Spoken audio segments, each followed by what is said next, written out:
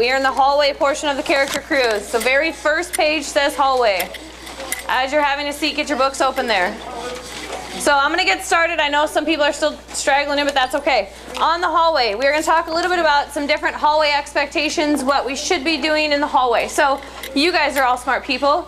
Who can give me a couple examples of some things that we should be doing in the hallway? No running. No running. Very good. You should always be walking. We have 4 minutes in between classes. There should be absolutely no reason to run to get to one of your classes. You will be there in plenty of time as long as you are doing what you are supposed to be doing. Yes, sir?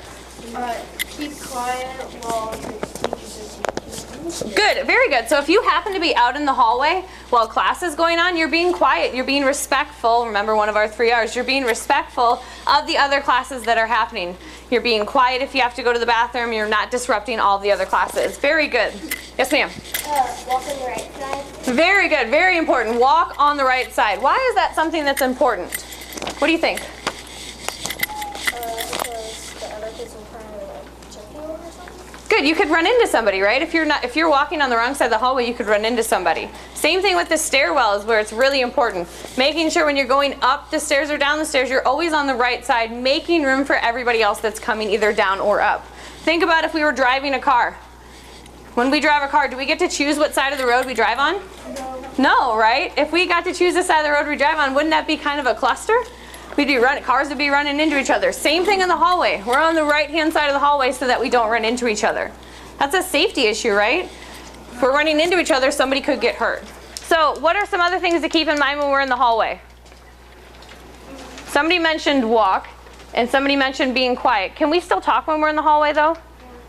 Yeah, you can still talk to your friends, right? When in between classes, but can we walk and talk at the same time? Raise your hand if you can walk and talk at the same time. Awesome. Everybody can. So that means that everybody, when you're in the hallway, I don't want to see you just stopped and talking. You need to walk and talk at the same time. Yes. Did you have something to add? What? Push people. Very good. Kafuti, keep hands, feet, and other objects to yourself. Why do you think that's important?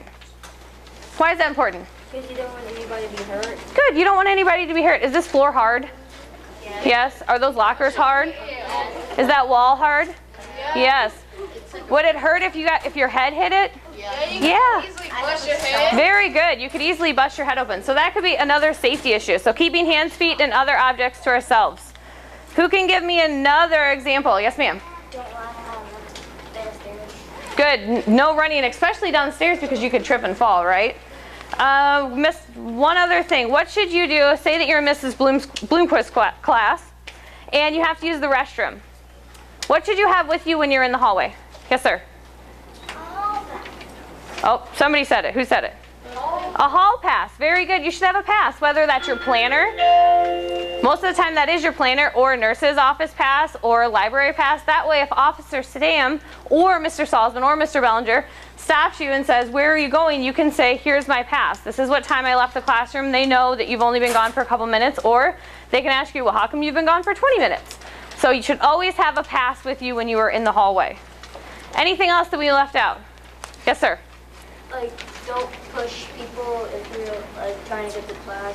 Good. Don't push people, right? That goes with keeping our hands, feet, and other objects to ourselves. We're not pushing people if you're in a hurry. If you need to go around somebody, just walk around them. You don't need to push them out of your way. Yes? Same thing as you said, but especially on the stairs. Good. Especially on the stairs, yes, because it is very dangerous. Somebody could fall down the stairs. Very good. So what we're going to do right this second, I need some volunteers, please. Need some volunteers. 1, 2, 3, 4, 5. Come with me.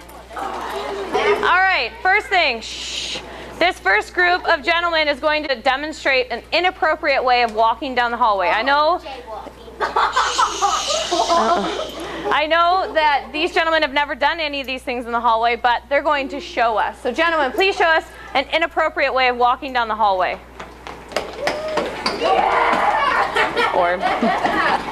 All right, so for obvious reasons that was very inappropriate. They were running. As you noticed, they tripped and fell, which could be one of the things that happen if you run down the hallway. Our next group is going to demonstrate the appropriate way of walking down the hallway.